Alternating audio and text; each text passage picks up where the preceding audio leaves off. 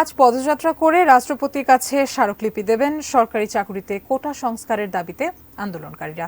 পাশাপাশি চলমান থাকবে ছাত্র ধর্মঘট।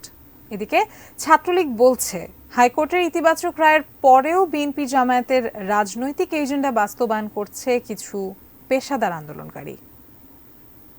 ছাত্রদের একটি সুশৃঙ্খল নিয়মতান্ত্রিক আন্দোলনে সরকারি চাকরিতে কোটা সংস্কারের দাবিতে আন্দোলনকারীদের দাবির বেশিরভাগটাই মিলে গেছে হাইকোর্টের দেয়া রায়ের সঙ্গে। সেই রায় আপিল বিভাগে স্থিত অবস্থায় রয়েছে ৭ আগস্ট পর্যন্ত। এর মধ্যে আন্দোলন কেন? মূলত এর জবাব দিতেই শনিবার ঢাকা বিশ্ববিদ্যালয়ের কেন্দ্রীয় লাইব্রেরির সামনে আন্দোলনকারীদের সংবাদ সম্মেলন। সরকার বারবারই দায় এড়ানোর জন্য আদালতকে ব্যবহার করছে। আন্দোলনকারীরা বলছে, আদালতের রায়ের বিপক্ষে কথা বলছে না তারা, বরং দাবি জানিয়ে যাচ্ছে সরকারের কাছেই।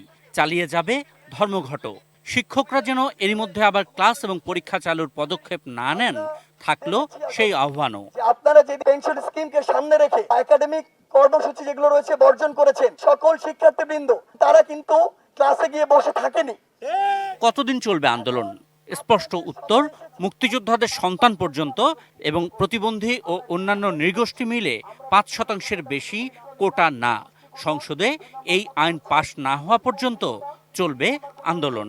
মুক্তিযোদ্ধাদের সন্তানদের পর্যন্ত কোটা। আপাতত কেন্দ্রীয় পর্যায় থেকে জেলায় জেলায় পৃথক সমন্বয় কমিটি গঠনের সিদ্ধান্ত নিয়েছে আন্দোলনকারীরা। রোববার সারা দেশে পদযাত্রা। ঢাকা বিশ্ববিদ্যালয় থেকে যেই যাত্রা যেতে চায় বঙ্গভবনে। মহামান্য রাষ্ট্রপতি বরাবর স্মারকলিপি প্রদান এবং গণপদযাত্রা।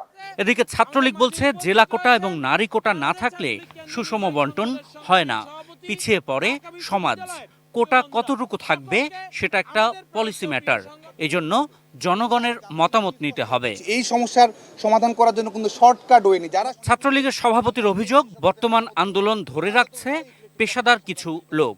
আদালতের মাধ্যমে ইতিবাচক সমাধানের সম্ভাবনা তৈরির পরেও রাজনৈতিক কারণে আন্দোলন জিয়ে রাখা হচ্ছে। অ্যাটেনশন সিকিং এর জন্য সাধারণ মানুষকে এই যে দুর্বিষহ যন্ত্রণায় ফেলে দেয়া এবং একই সঙ্গে বিএনপি জামায়াতের রাজনৈতিক ষড়যন্ত্রের গুটির অংশ হিসেবে শিক্ষার্থীদেরকে যে পরিণত করা, তার বিরুদ্ধে বাংলাদেশ ছাত্রলীগ ঐক্যবদ্ধ রয়েছে। আশিকুর রহমান অপু, এটি নিউজ, ঢাকা।